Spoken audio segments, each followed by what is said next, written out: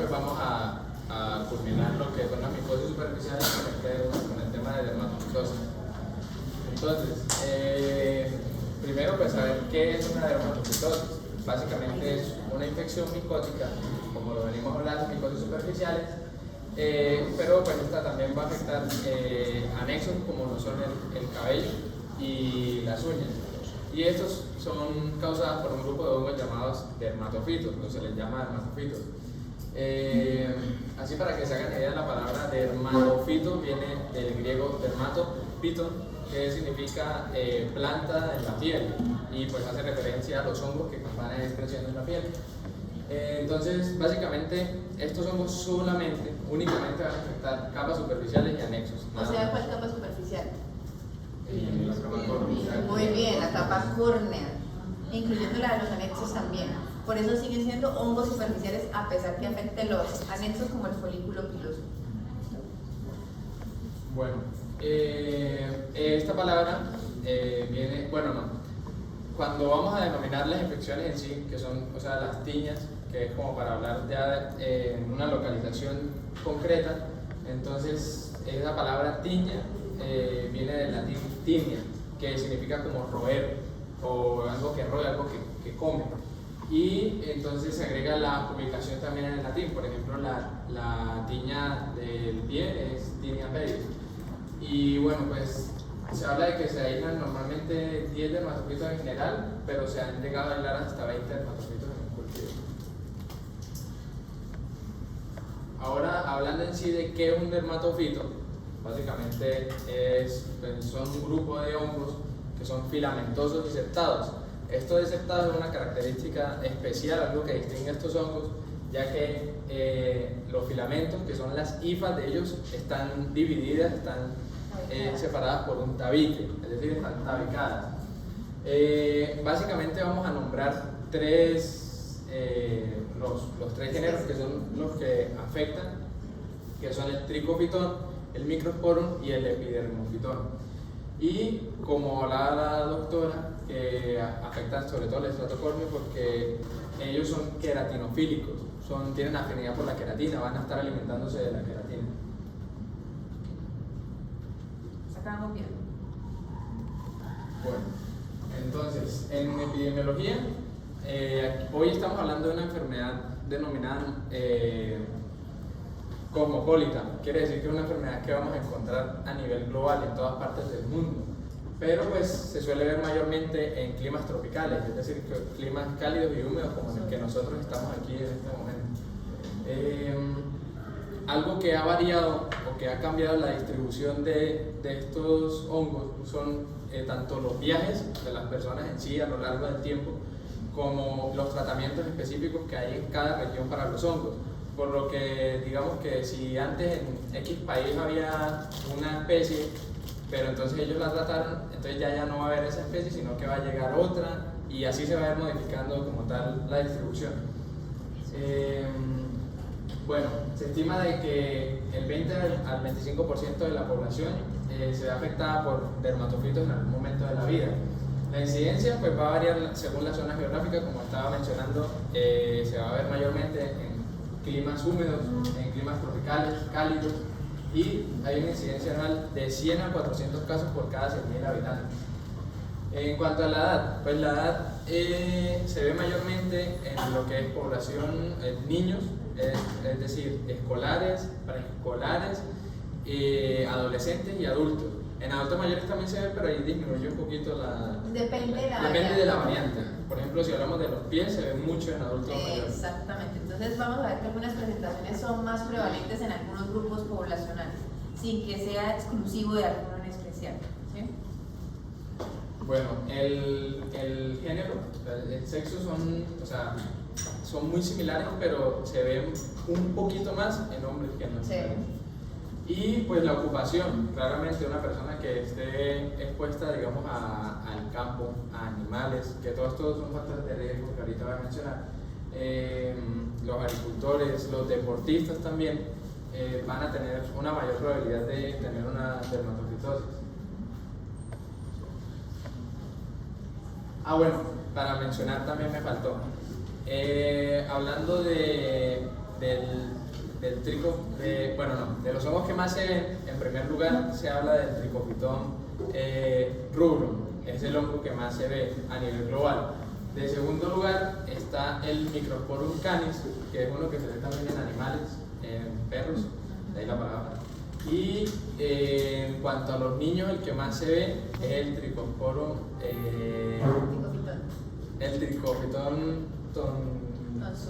tonsurans, que es el que afecta el pelo.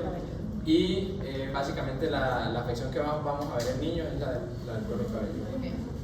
Bueno, como factores de riesgo, y vamos a dejar de último los inmunosupresores, lo que son las condiciones de hacinamiento, el contacto con animales, el contacto con prendas o utensilios que estén infectados con estos hongos, como por ejemplo los peines, que propagan mucho esta infección, por así decirlo.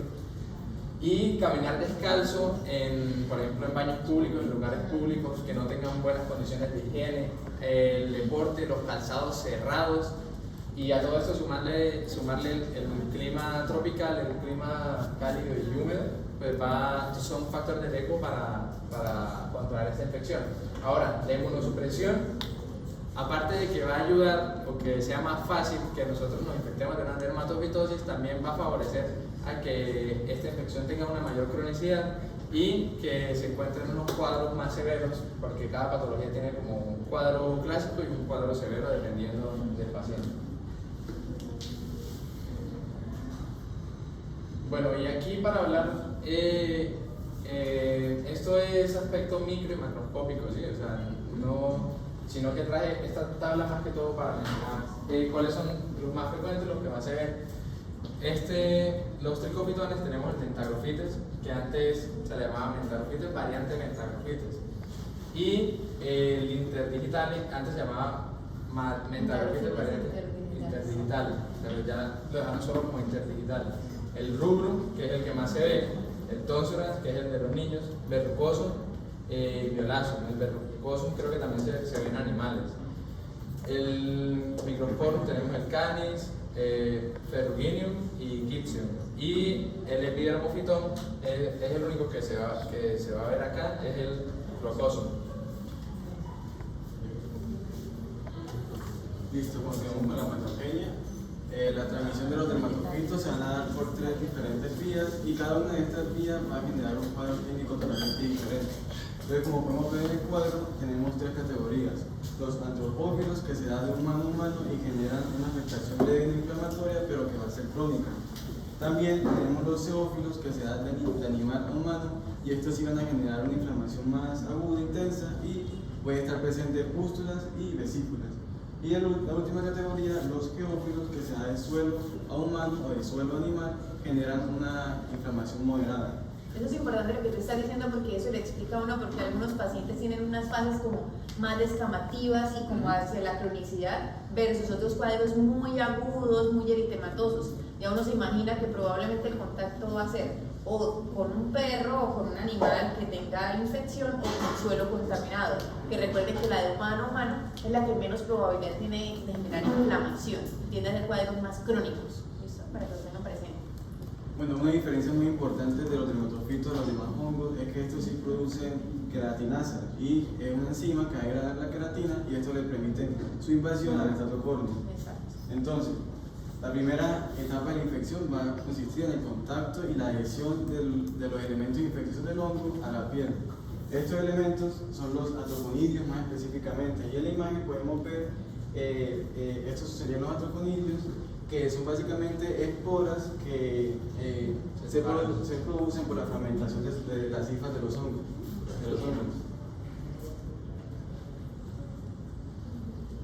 Listo.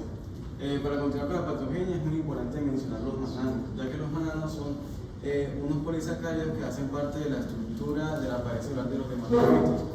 Y estos tienen 2 funciones muy importantes. La primera es que va a producir un efecto inmunoinhibidor, es decir, le permiten evadir el sistema inmune. Y el segundo es que le permite su adhesión a la piel. Entonces aquí tenemos un ejemplo. El Trichophyton rubrum, sus mananos le permiten disminuir la proliferación de la epidermis y de ese modo pues, va a disminuir la posibilidad de que el hongo sea expulsado. Y de eso mismo se cree que este mecanismo es el que contribuye a la cronificación de las infecciones por Trichofiton rufus. Pero no obstante, el huésped tiene sus mecanismos de defensa, que va a ser los inhibidores de la proteasa que eliminan el alcance de la invasión. Exacto, localizado. Listo, esta imagen es muy importante para mencionar que los folículos pilosos suelen actuar como un reservorio para los dermatofitos durante la infección. Y es por eso que las tiñas de la barba son más resistentes al tratamiento. Muy bien. Y las del cuero cabelludo. También, sí, en realidad es verdad. Otro factor asociado al huésped es el sebo, ya que se cree que ejerce un efecto inhibidor sobre el dermatofito, y es por eso que hay una relación entre la patología y la cantidad y el número de glándulas sebáceas en determinada región corporal. Entonces, por ejemplo, la tiña de la palma de la mano va a ser muy diferente a la tiña del torso de la mano, debido a que la palma de la mano no tiene glándulas sebáceas. Bueno, y la última es las discontinuaciones de la barrera cutánea o la piel macerada, que va a favorecer la invasión de los dermatofitos. Y los últimos mecanismos que ayudan a limitar la infección del tejido queratinizado serían los factores séricos que inhiben el crecimiento de los dermatofíticos, sería la beta-globulina, la ferritina y los otros quelantes de metal, y la respuesta del sistema inmunitario. Ahora sí vamos con las características clínicas y iniciamos con la tiña corporal. La tiña corporal va a ser la dermatofitosis de la piel, del tronco, de las extremidades, también incluye las uñas, el pelo, incluso la ingle. El Trichofiton rubrum va a ser el microorganismo más extendido, seguido del Trichofiton metagrofites. Su periodo de incubación suele ser de 1 a 3 semanas, y la característica clínica de esta infección es que inician de manera centrifugada y hay una eliminación central del hongo, lo que da lugar a unas lesiones tipo anulares, como se puede observar en la imagen de arriba. También pueden que haya otras formas como circinadas, arqueadas o ovales. Muy bien, entonces es decir, que usualmente tienen formas figuradas. Lo más frecuente es que sea un anillo, pero ustedes van a, como lo está mencionando su compañero, pueden ser policíclicas también o pueden ser medio arco también, pero lo usual es que sea un anillo completo, ¿sí? ¿Qué pueden ver en el borde? Descamación o pústulas también podemos ver en el borde de esas lesiones. Y usualmente, como lo estaba explicando él, tiende a ser de tipo centrífugo, es decir, la lesión empieza en el centro y empieza a expandirse y aumentar de tamaño. Y otra característica muy importante es que las lesiones suelen tener escamas, pero algunas lesiones pueden que no la tengan debido a que algunos pacientes usan corticosteroides, y a eso se denomina tiña incógnita. ¿Qué otra cosa, aparte de la descamación, pierde esa lesión con corticoides? Las pústulas. El borde ya no es anular, entonces se vuelve una lesión como en parche, ¿sí? Sin descamación, irregular. Por ejemplo, por ejemplo, la C pudiera parecerse un poco que tiene descamación, ¿no? Se ve más como un parche irregular hasta parece un eczema. Y si uno no indaga y le pregunta al paciente que la lesión si tenía alguna morfología antes, si parecía un anillo o no, perfectamente seguimos pensando que es un eczema y le seguimos colocando esteroides a esa lesión. ¿Sí? Entonces es importante esa forma de anillo inicialmente que se modifica con el corticoide. Listo, otra característica importante es que las pústulas en la región, en el borde de la lesión, son indicativos de tiña y suelen presentarse con eritema y prurito. Y hay otra característica que no es lo común, pero puede ser granulomatosas o verrugosas, como en la última imagen. Pues la E y la depilación ya perdieron. Pero son otras variantes. Son otras variantes clínicas. Es decir, la lesión típica es la lesión en anillo, ¿sí? Que era lo que estamos hablando. Pero eventualmente vamos a ver otras variantes clínicas, ¿sí? Incluso una de las que tenías ahí es una variante concéntrica, ¿no? Ahorita si no la mencionas, nos devolvemos para que ustedes la vean otra vez. Bueno, las variantes serían la tiña profunda, que es una respuesta inflamatoria excesiva a un dermatofito, análogo al que dio en el cuero cabelludo. Puede tener efecto granulomatoso o verrugoso, como se puede observar en la imagen. Si quieres darle la anterior, de pronto alguna de esas nos sirve. De pronto la última imagen, ¿sí? Además una lesión granulomatosa. Por eso te dijimos que esto es una lesión superficial, pero eventualmente el hongo evade la respuesta y puede generar lesión a nivel profundo en la piel del paciente, ¿sí? Y hace esas lesiones que ya no tienen esa configuración en anillo. Parecen lesiones nodulares, eritematosas.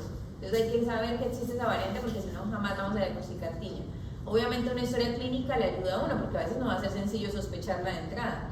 Pero si por ejemplo sabemos que hay un animalito que estuvo en contacto con esa persona y que tiene una peladurita, ¿sí? Un área descamativa, debe hacernos sospechar esta entidad. ¿Listo? ¿Qué otra variante clínica? La siguiente variante es la polipupilitis globular, que es causada por el tricopitón rubrum y se caracteriza por papulopustas foliculares o nódulos granulomatosos debido a una foliculitis por hematofitos profundas. Y se caracteriza porque va a haber una alteración de los folículos, de la pared folicular. Y se parece a las foliculitis que ya hablamos hace un rato atrás, por ejemplo el estafilococo aureus, la pseudomonas. Entonces ese es otro diagnóstico diferencial más. Seguramente la historia clínica los debe guiar a ustedes. Si hay dudas, tenemos pruebas diagnósticas que nos permiten ayudar a diferenciar una infección bacteriana de una micótica. ¿Sí? Bueno, y la última sería la tiña Implicada implicada, concéntrica. que esa es más causada por tricopitón concéntrico y es una infección crónica principalmente en la franja ecuatorial que comprende el sur, el Pacífico Sur, Asia, América Central y Sudamérica, y se caracteriza por halos anulares concéntricos que se asemejan a eritema anular repetido. Ahí tú sí tienes una. Esa es una eritema anular replex, ¿no? Dale, atrás, atrás, atrás. Atrás. Ahí la tienen en la EMA. Esa es una lesión típica de tiña imbricada. Y es un hongo específico que es el tricopitón concéntrico. Y de forma, se llama así porque hace anillos concéntricos uno sobre otro. ¿Queda claro hasta acá cuál es la forma clásica y las variantes de la tiña del cuerpo? Acuérdense que incluye todas las otras áreas anatómicas, excepto los sitios en donde vamos a ver que tienen una denominación específica. ¿Sí? Es piel con folículos pilosos, pero usualmente folículos como miniaturizados o pelos. ¿Listo? Ahora vamos a mirar las variantes, o sea, otras formas de tiña. La siguiente es la tiña inguinal, que es por tres agentes etiológicos, la epidermophyton flucusum, el tricopitón rubrum y el tricopitón metralophytes. Esta infección va a ser más habitual en hombres que en mujeres debido a que el escroto forma un entorno cálido y húmedo para el crecimiento fúngico. El signo inicial va a ser el eritema y el prurito entre el pliegue del escroto y el muelle interno, y las lesiones van a ser delimitadas, elevadas, eritematosas y pueden presentar pústulas o vesículas. Inicialmente son circinadas y pueden pasar a ser serpiginosas. Yo les hablaba la semana pasada cuando veíamos cándida que recordaran este cuadro clínico porque a diferencia de lo que vimos en la cándida, aquí no hay compromiso en genitales. Aquí queda delimitado al pliegue. Si hay compromiso en el escroto o en el pene, debo pensar más en una candidiasis. ¿Listo? Acá también, al igual que veíamos en el área de la tiña del cuerpo, también tienden a hacer esa forma de anillo, es decir, ese borde más levantado, escamativo o pustuloso también, ¿sí? Como lo hablamos anteriormente. Si ustedes ven este cuadro clínico, bueno, primero son más los hombres, segundo deben buscar otras formas de tiña, ¿sí? Vamos a ver que es obligatorio en una persona que tenga tiña inguinal buscar tiña a los pies también, e incluso pies y manos también. ¿Por qué razón?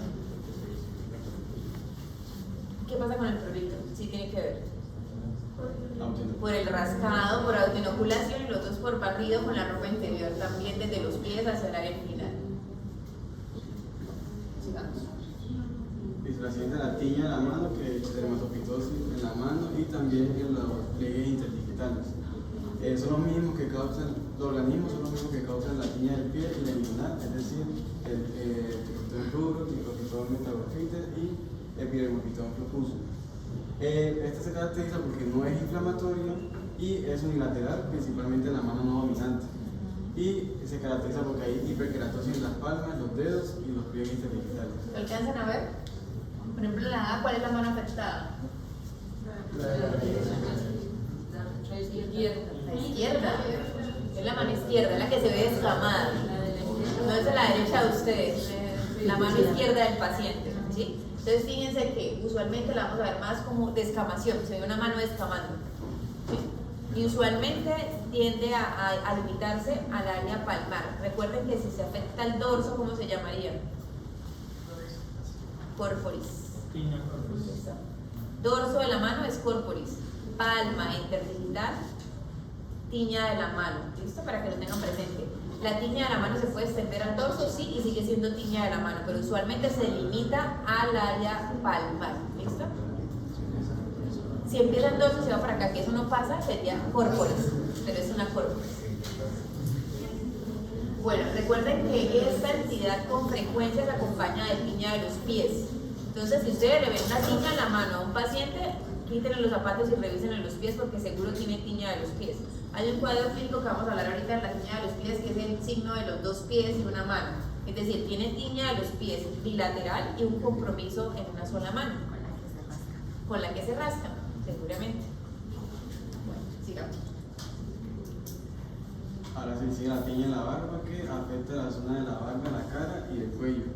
Principalmente por dermatofitos zoófilos y... O sea, ¿cómo serán? Si son zoófilos. ¿Cómo será el cuadro clínico? Intenso. Muy inflamatorio, ¿cierto? Ya uno se imagina que es muy inflamatorio. Principales tricofitón metalofites y tricofitón verrucoso. Su presentación clínica va a ser severa, con una inflamación intensa y múltiples pústulas folliculares. Puede existir complicaciones como abscesos, fístulas sinusales, infección bacteriana o placas inflamadas tipo querión. Y los pacientes pueden consultar con malestar general, así como enepatías e incluso alopecia cicatricial. Muy bien, aquí en este tipo de tiñas la podemos ver de diferentes maneras. Podemos encontrarla como un anillo, tal cual como la vemos en el resto del cuerpo. ¿Sí? Es una variante y es la menos grave de todas. Pero usualmente la vamos a ver más como lesiones pustulosas o como una placa con varios puntos de supuración, que es el tipo Kierion, que también lo vamos a ver en cuero cabelludo. ¿Sí? Es decir, de entrada ya sabemos que la respuesta inflamatoria es severa y por lo tanto vamos a encontrar una gran inflamación en piel y como consecuencia una alopecia cicatricial en el área de la barba. ¿Listo? Para que una vez le digan a los pacientes que seguramente no va a volver a salir pelo. Y en el pelo también. Y lo vamos a ver en el cuero cabelludo también. Y la siguiente, la tiña en la cara, Como vuelve a crecer pelo. que se presenta con los mismos rasgos clásicos de descamación. ¿Cómo la diferencia de la tiña de la barba? Porque ambas quedan en la cara.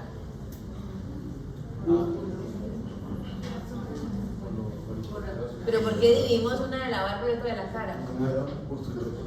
Por el compromiso del folículo piloso. Porque es que el resto de la cara tiene unos folículos más pequeños, ¿sí? Estas son las que conllevan a mayor gravedad, las que son en el área de la barba. Porque los dermatofitos llegan a invadir más a profundidad el tallo piloso. Bueno, el problema es que estas tiñas son más difíciles de diagnosticar y requieren un alto índice de sospecha. ¿Cuáles son los pacientes que más les va a dar esto? Los niños. Niños, muy bien. ¿Qué áreas les gusta? Áreas de Periorificiales, alrededor de la boca, alrededor de las fosas nasales, alrededor de los ojos. Es el sitio típico que van a ver. Y forman anillos. Miren, por ejemplo, la segunda foto, en la vez se ve muy bien. ¿Sí? En la primera de pronto la nariz se ve muy afectada, pero en la segunda ya se puede ver mejor el anillo alrededor de la fosa nasal derecha del paciente. ¿Sí? Eso es lo típico. También tienen descamación o pústulas. Es decir, aquí empezamos a ver cosas que se repiten en los cuadros clínicos de las otras variantes, en la corporal y en la inguinal. Tiña de la cabeza. Tiña de la cabeza. O tinea capitis. Esta tiña, pues básicamente es la infección por dermatofitos a nivel de la cabeza, del cuero cabelludo. Y vamos a tener dos géneros los causantes de la infección, como son el tricofitón y el microsporum. Principalmente el tricofitón tonsurans. Ese es el que más se ve en estos cuadros. Y pues es a tener en cuenta que es un cuadro clínico que se ve casi que exclusivamente en niños, es muy poco usual en adultos. Eso ha ido cambiando, ¿no? Precisamente con respecto a eso, digamos que hay investigación más reciente que habla que los adultos también pueden padecerlas, tanto adultos medios como adultos mayores también. Solo que si vamos a hablar de grupo poblacional, tienen más chance los niños de hacer ese cuadro clínico, más no es exclusivo de los niños. O sea, sí, pero no. Bueno, entonces el T. tonsurans, el tricofitón tonsurans, es la causa más común de esta patología. Por ejemplo, en Estados Unidos es responsable de más del 90% de los casos y tiene una predilección con personas de origen africano, es decir, un fototipo 5, digamos, 6. Bueno, Y el Microsporum canis es la segunda entidad o etiología que va a causar esta infección. Pues. Como síntomas, pues básicamente vamos a ver podemos ver desde descamación hasta una pústula, que es como signo, sí, que es el querión. Entonces, podemos ver desde descamación pasando por prurito, alopecia, cambios en la coloración. ¿De qué depende que hagas esas variantes? Depende de los mecanismos de invasión, de las formas de invasión. Y el tipo de hongo también. Y el tipo de hongo. ¿Sí? Entonces vamos a dividirlo en dos grandes grupos, inflamatorias y no inflamatorias. Y eso va a ser importante porque la secuela va a ser diferente en ambos casos. En el caso de la alopecia cicatricial la vamos a ver en los pacientes que hagan formas inflamatorias, mientras que la otra será alopecia no cicatricial en el caso de las no inflamatorias. No inflamatorias, no cicatricial. Entonces, como riesgo, pues básicamente los niños en el colegio, eso propicia al contagio entre ellos, que se compartan sombreros, gorras, los peines. Entonces todo eso es como un factor de riesgo. Estas sillas contaminadas también.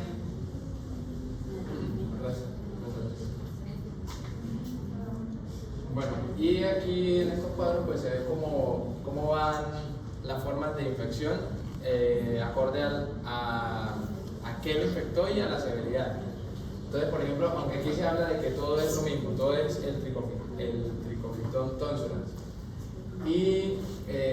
pero pues son diferentes pacientes. Esta es la forma clásica, un patrón descamativo, la más normal, patrones descamativos con prurito y alopecia. Entonces, en esta solamente se ve una pequeña zona alopésica y la descamación y el prurito referido por el paciente. ¿Tienes una imagen donde sale el tallo piloso como la manera en que infecta? Sí, en la siguiente diapositiva. Pero, si quieres, pásala para que entiendan esa primera presentación clínica. ¿Cuál sería esa que tú estás diciendo descamativa y como la que te ves los puntos negros y descamativa? Ecto, de afuera. No afecta por dentro del pelo, sino por afuera. ¿Y eso por qué será importante? Porque pues, dependiendo de qué tanto porcentaje del pelo está afectando el hongo, va a ser el daño que va a hacer. Entonces, por ejemplo, se habla de que en el patrón ectotrix va a dañar las capas, pero el pelo como tal no se destruye. En cambio, en el endo, que los artroconidios están por dentro y van a ir destruyendo cada vez. Y la forma de diagnóstico, entonces la forma descamativa es más fácil de diagnosticar. Incluso si le colocamos luz de Wood, vamos a ver el hongo ahí encima del tallo piloso, porque es que está por fuera del tallo piloso el hongo. ¿Sí? Y clínicamente va a ser así, descamación con un área de alopecia con puntos negros. Los puntos negros son básicamente los folículos pilosos que los fragmenta el hongo. ¿Sí? Se rompe el pelo, y es lo que están viendo ustedes ahí en las imágenes.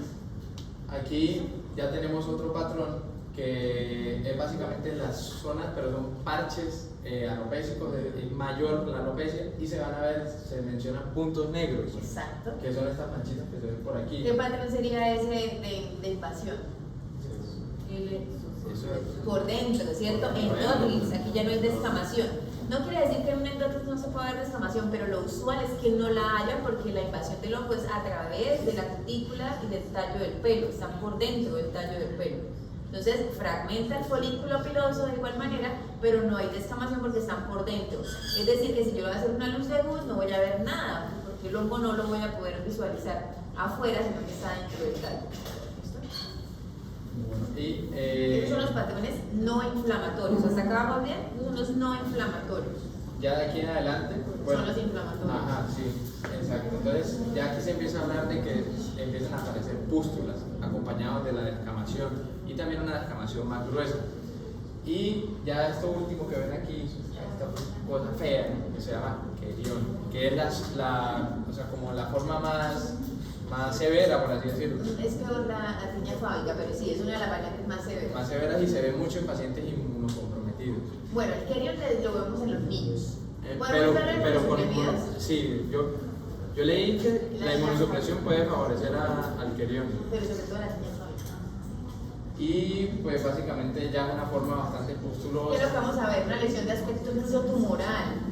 Y tiene varios puntos de drenaje. Ustedes van a ver que es una lesión como si fuera una masa, ¿sí? Un tumor blando y con varios puntos de salida de un material purulento. Ese material purulento es básicamente la respuesta inflamatoria que se monta frente al hongo, pero no es una infección bacteriana. Tienen que tenerlo claro ustedes, porque si no van a empezar a dejarle antibióticos a un Kelion de Celso, ¿sí? No requieren antibióticos. ¿Listo? Esa variante usualmente va a dejar una alopecia circunscrita al área donde apareció. Fíjense que está bien delimitada la lesión.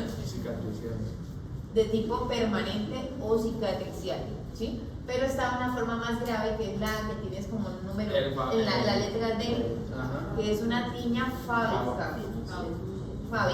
¿Cuál es la diferencia? Que bueno, en la tiña fábica, sí, en la siguiente, el patrón va a cambiar el patrón de invasión.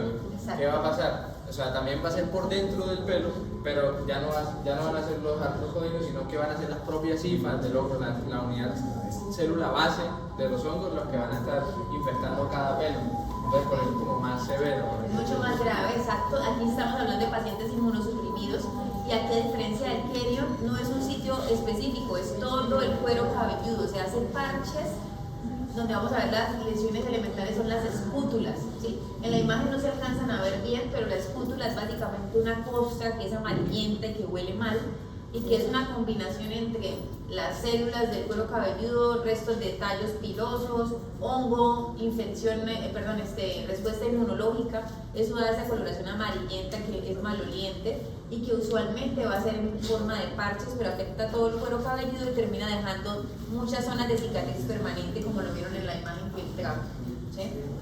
Esa es la variante más grave, y eso también la buscamos, por ejemplo, en pacientes VIH o pacientes que tomen medicamentos inmunosupresores. Bueno, los patrones de invasión pues se sacaron pues gracias al método de la lámpara de Wood, que básicamente mediante la luz ultravioleta va a reflejar lo que son los metabolitos de cada hongo, y cada hongo tiene su metabolito que va a dar un color distinto, y por eso es que se pueden distinguir. Solamente, y de manera desafortunada, las que son de tipo ectótex. Las que son por dentro del tallo piloso son luz de Wood negativa, no se ve nada. ¿Hasta acá está claro? ¿Se entienden eso? Que es como lo más complejo de esta parte, y se entienden todo lo demás. O sea, que la luz de Wood no sirve en la INCOS. No. Entonces ya saben cómo se clasifica, cuáles son las formas de presentación, ¿sí? Y consecuencias deja cada una. Todas generan alopecia, solo que unas serán permanentes y otras serán temporales. Bueno, vamos con la tinea pedis, o tiña del pie. Entonces básicamente pues vamos a tener la dermatofitosis a nivel del pie, exceptuando el dorso. Aunque si es porque en la misma tiña del pie se está como expandiendo hacia el dorso del pie, pues sigue siendo tinea pedis. Exacto, pero si empieza en el dorso es una córporis. ¿Listo? Si vemos el dorso del pie únicamente con respeto en la región interdigital y la región plantar, tiña corporal. Entonces, primero eso, no vayan a confundir. La corporis es la que aparece en el dorso del pie sola. Bueno, entonces como causas tenemos el tricopitón rubrum, el interdigitale y el epidermopitón flocoso. Vamos a tener síntomas como el prurito, la descamación, que eso no falla, está en prácticamente todas. Vamos a ver un agrietamiento entre los dedos y la planta y laterales del pie, que ese agrietamiento también eso ayudó gracias a esas grietas se le dio un nombre a un tipo de tiña del pie. Bueno, tenemos principalmente dos presentaciones, las mayores, que son la interdigital, que va a afectar los espacios interdigitales, y vamos a ver descamación y fisuras, y la plantar, que va a haber una descamación gruesa y también las grietas. Bueno, como riesgo, pues ya les había mencionado que las personas que utilicen calzado cerrado mucho tiempo, los deportistas que están exponiéndose a la sudoración constante, van a propiciar a que estos hongos proliferen. También las personas que caminan en lugares con malas condiciones de aseo, los baños públicos, etc. Bueno, y el diagnóstico, pues, como todo, clínico, pero pues también podemos ayudarnos con el raspado de piel. Bueno, entonces con respecto a la tiña de los pies, sí, dependiendo del área anatómica puede ser interdigital o plantar, pero hay 4 formas de presentación, ¿sí? La más frecuente de todas es la forma interdigital, que es la que están viendo en la imagen. en donde vemos un compromiso, ya sea en uno o en todos los espacios de los pies, ¿sí?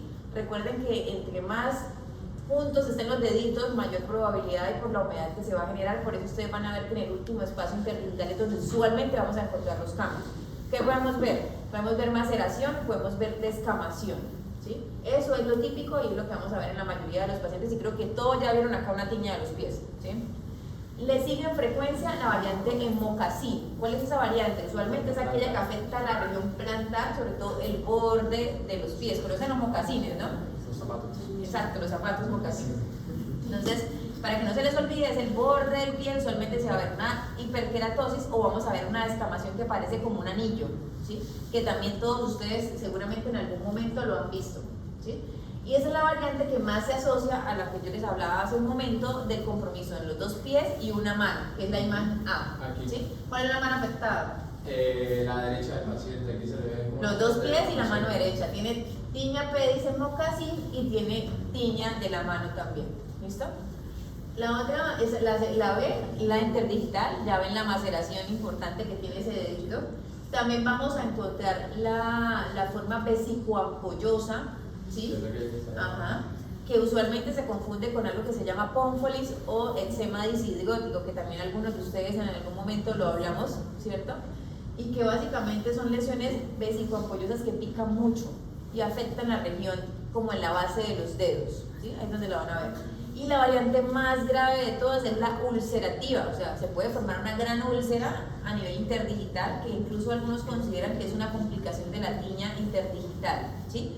Esa la vamos a ver más en algunos pacientes, sobre todo pacientes que duran con mucha humedad en los pies, usuarios de botas, ¿sí? Personas que trabajan como soldados o en las fincas, que llevan largo tiempo utilizando un tipo de calzado muy húmedo, son los que más vemos ese tipo de complicaciones. Hay una cosa que ustedes van a encontrar en los libros que dice pie de atleta, ¿sí? Eso hace referencia a la tiña interdigital que se sobreinfecta además de los hongos por bacterias, ¿sí? Y es la que tiene mal olor, ¿sí? O sea, la tiña pedis en sí no es que huela mal, pero cuando huele mal usualmente hay bacterias también creciendo ahí. Por ejemplo, las brevibacterias son una de las que más generan mal olor en los pies. Entonces hay que tener muy en cuenta eso, porque además de tratar la tiña de los pies, debe dejarse un esquema antibiótico que usualmente debe ser oral. Esto para que lo tengan presente. Bueno. ¿La mocasina es dos pies una mano? No No necesariamente, pero es la variante que más se asocia a eso. Es decir, si tú vas a ver el compromiso en los dos pies y una mano, es esta variante clínica. La interdigital no lo hace tanto. Por ejemplo, la mocasín, que es esta que está viendo acá, ¿está? Es porque el patrón de las grietas que se hacen recuerdan como a la textura de los mocasines, y, o sea, por el patrón de distribución más o menos, y que ese patrón también se da en las zonas de más fricción del pie, En el borde. en los bordes. Y esta imagen de acá hace referencia a una tiña pedis que está dorsal. Eso primero, y segundo, si se dan cuenta, no tiene descamación, porque se habla de que ese paciente se había puesto corticoides. Ya saben que los psicojugados, cuando les gusta echarse los psicojugados, alteran un poco la respuesta clínica y lo pueden confundir a uno.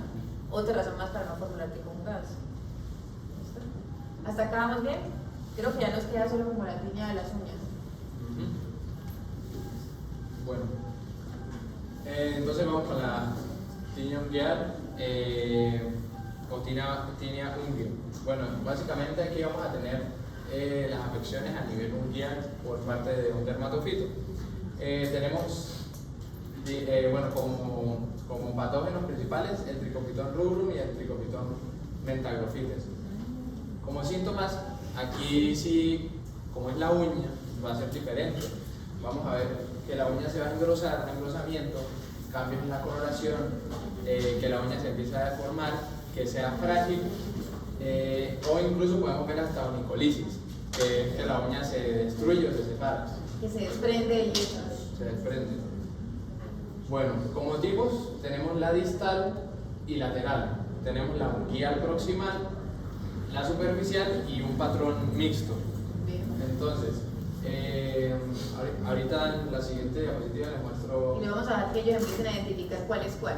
Ya esto lo hablamos un poquito la semana pasada cuando vimos cándida, que vimos algunos patrones y decíamos que algunas pueden simular estos patrones clínicos también. Si vamos a hablar de otro tipo de hongos que no mencionamos, los mohos también hacen esta misma presentación clínica, que son los hongos más difíciles de erradicar. Bueno, entonces va a variar según la parte de la uña que esté afectada.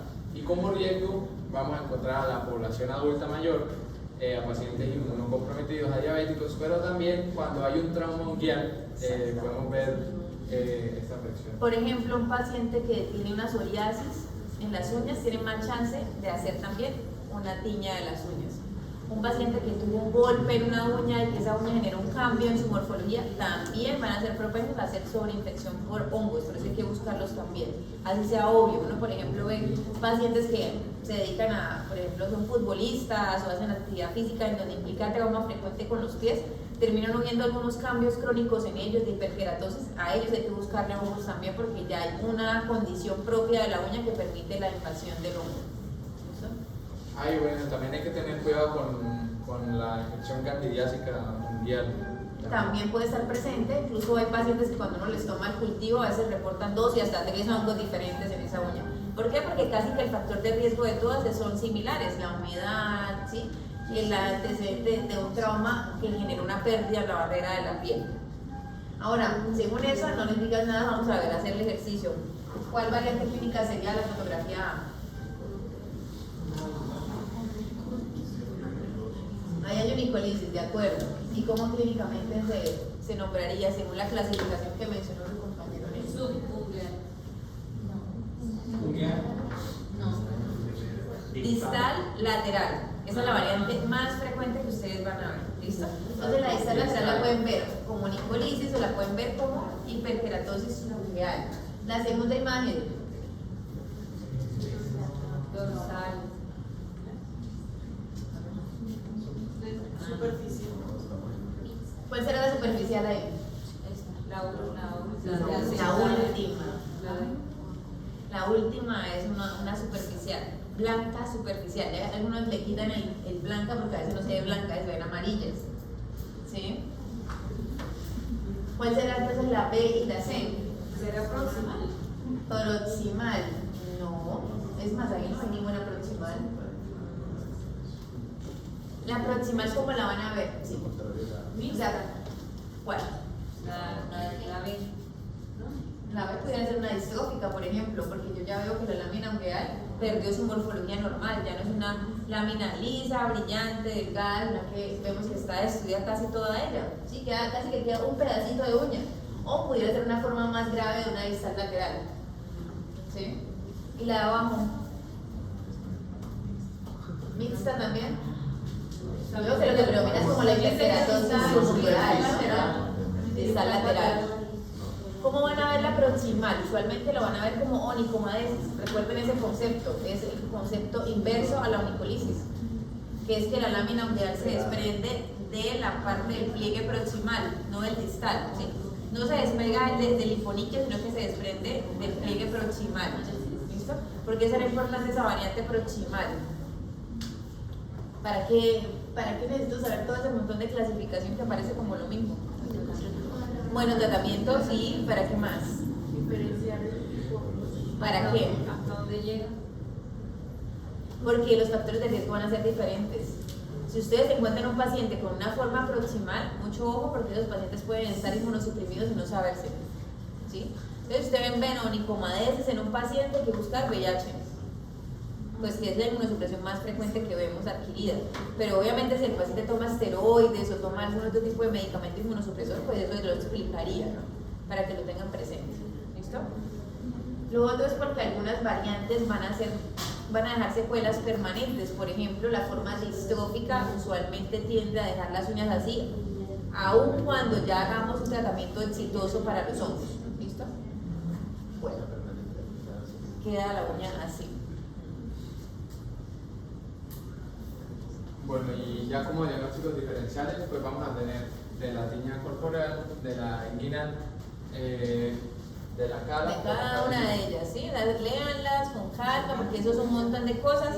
Tengan presente que todo lo que tenga forma de anillo, entonces se puede parecer, ¿sí? Un granulo manular, un eritema manular centrífugo, una lepra, también, que lo vemos en algún momento. Dermatitis, numulares, ¿sí? Etcétera. ¿Cómo se hace el diagnóstico? ¿Siempre van a pedir KOH cultivo? No. Depende. Para los hongos de las uñas sí les aconsejo que siempre lo hagan, ¿sí? Si tienen una lesión en el cuerpo que es típica de una tiña corporis, ustedes pueden empezar manejo por epidemiología, ya vieron cuáles son los hongos más frecuentes, están en la línea de los tricófitos, ¿sí? Si es el cuero cabelludo, también les aconsejo que hagan cultivo porque hay algunos hongos que tienden a responder mejor a algunos antimicóticos, ¿Y ¿sí? la pedis, doc? En la pedis, digamos que si hay compromiso en uñas, es mejor que tomen KOH cultivo. Si solamente es pedis, uno pudiera empezar tratamiento empírico también, ¿sí? Entonces, ¿qué exámenes pedimos? KOH cultivo micológico. Recuerden que el cultivo no crece tan rápido, el periodo de incubación es hasta 4 semanas. Entonces, a diferencia de la cándida que veíamos la semana pasada, que a los 3 días nos pueden reportar una cándida, acá toca esperar un mes, ¿sí? Y es mejor esperarlo porque a veces le reportan a uno cándida y si uno dice ya paren el cultivo, resulta que también había un dermatofito, resulta que también había un moho y pues la cuestión se torna un poco más grave de lo que se pensaba, ¿sí? Bueno, con respecto a la parte terapéutica, entonces como medida general, lo primero es saber qué áreas anatómicas voy a tratar de forma tópica y cuáles voy a tratar de forma oral. Entonces, eso es lo primero que vamos a decir. ¿Cuáles serían las indicaciones absolutas para tratamiento oral? ¿Cuáles serían? ¿Cómo cuáles? Bueno, entonces el compromiso en algunas áreas anatómicas, todo lo que sea folicular, ¿sí? Tiña de la barba, tiña capitis y las uñas, casi que podemos decir que en la mayor parte de los pacientes hay que manejarlos de forma oral, ¿listo? Oral. Otra indicación, bueno, inmunosuprimidos, que usualmente son cuadros más graves, con una morfología que puede ser distinta, muy extensas. Y otra indicación es cuando ya le dimos tratamiento tópico y el paciente no mejoró, ¿sí? No respondió de forma adecuada, ¿sí? Esas son las indicaciones de terapia oral. Ahora, tratamiento tópico para el resto de las indicaciones, o sea, lesiones limitadas, una corporal, una inguinal, excepto una variante clínica de la tiña pedis, y los que han estado conmigo en rotación, que ya son todos, les he dicho insistentemente todo el semestre que hay una variante clínica de la forma de los pies que no responde al tratamiento tópico. Pero ninguno me ha puesto cuidado. Bueno, la oxidativa eventualmente lo va a necesitar, de acuerdo, pero hay una variante que siempre se debe manejar de manera oral porque no le va a servir realmente lo tópico. Mocasín. ¿Listo? A pesar que está localizada en el pie, no responden a terapia tópica. ¿Por qué? Porque usualmente hay hiperkeratosis. Entonces el nivel de penetración del antifúngico en crema es malo, ¿sí? Entonces esa variante también es otra excepción para manejo oral. Ahora, ¿qué tratamientos tópicos existen?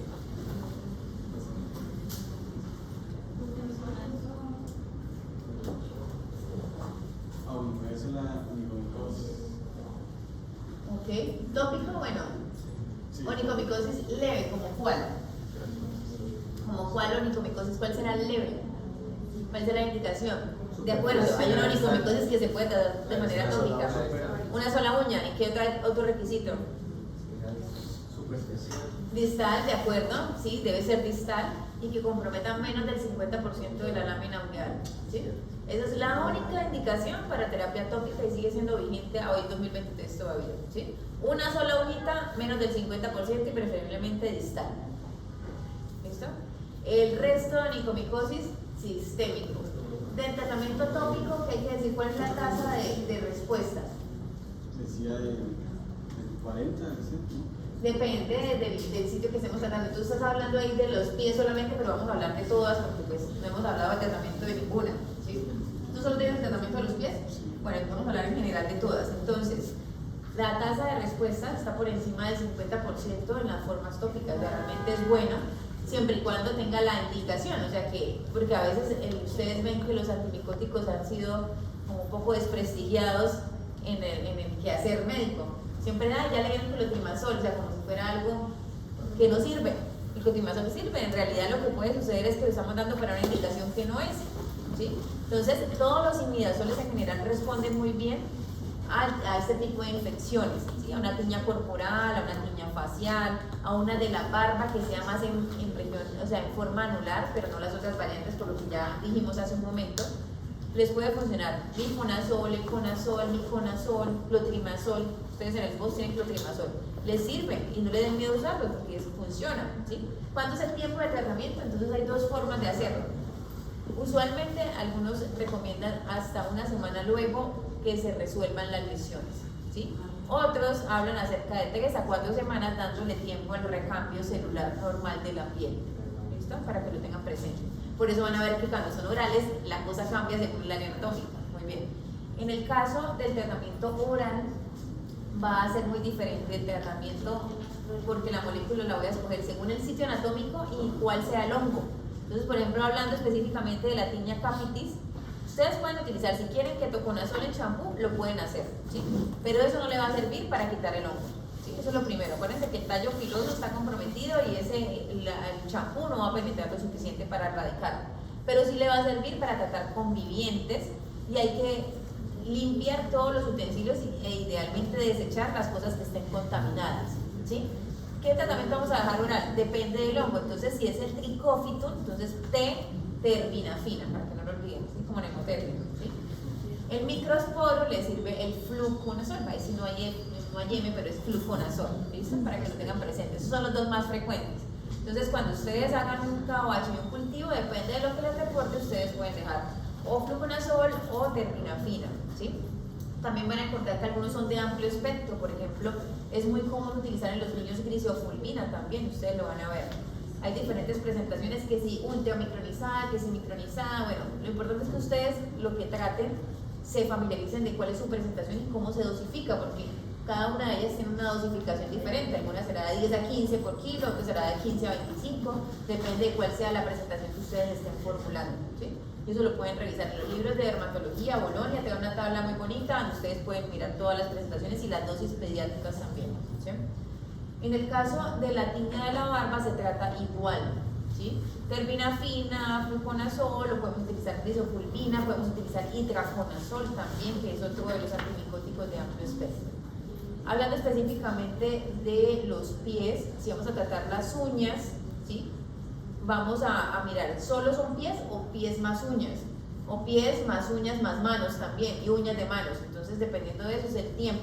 Si tenemos compromiso, por ejemplo, solo en las uñas de las manos, recuerden que el esquema usualmente es más corto porque el recambio es mucho más rápido, ya se los he dicho a algunos de ustedes en rotación, creo que un viernes se los dije, ¿sí?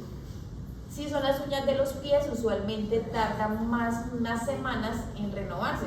Hasta un año demoramos en cambiar la uña completa del pie. Por esa razón van a ver que los esquemas en los pies es mucho más largo. Por ponerles un ejemplo, la terbinafina, que es la que más usamos porque los dermatofitos son afines a la terbinafina, es decir, funciona muy bien para ellos. Vamos a ver que el tratamiento pueden ser 6 semanas en el caso de las manos y 12 semanas en el caso de los pies, es decir, 6 meses y medio o 3 meses dependiendo del sitio anatómico. Si es manos y pies, pues obviamente lo van a tratar como de los pies, 12 semanas. En el caso del fluconazol son 9 meses para los pies, 6 meses para las manos. ¿Listo?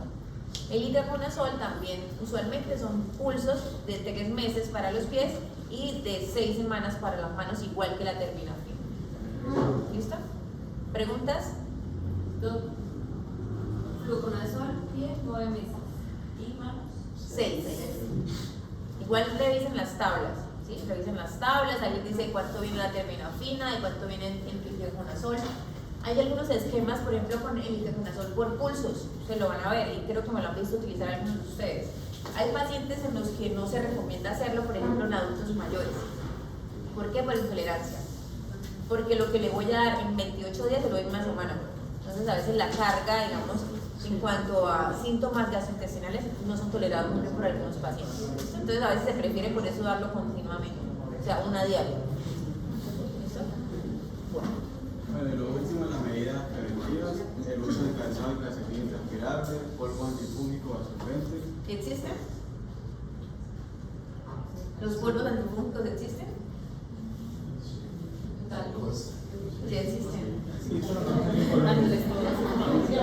La única presentación que existe es clotrimazol. Hay clotrimazol en calcos y se utiliza mucho.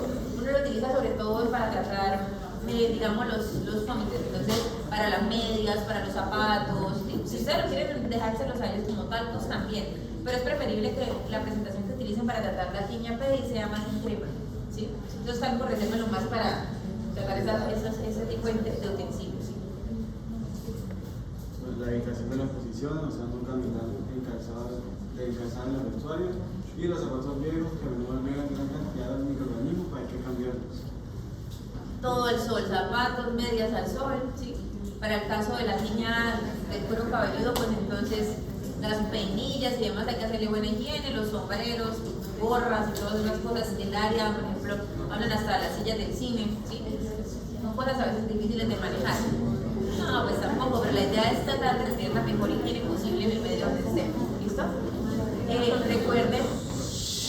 Recuerden que si hay tiña final, revisar los pies, por favor no se les olvide, porque ustedes le dan tratamiento para la índole y resulta que el paciente tenía tiña de los pies también y vuelve y se infecta. Revisar los animalitos, saber cuál fue mi fuente de contagio, fue otra persona que tenía tiña y me la pasó a mí, o si fue mi perrito o el gatico que yo toqué, ¿sí? Y que tenía una lesión peladita, si tenía un área descamativa, porque hay que tratarlos también a ellos, que si no vuelven otra vez y se infectan. ¿Preguntas? Bueno, próxima semana psoriasis y acabamos.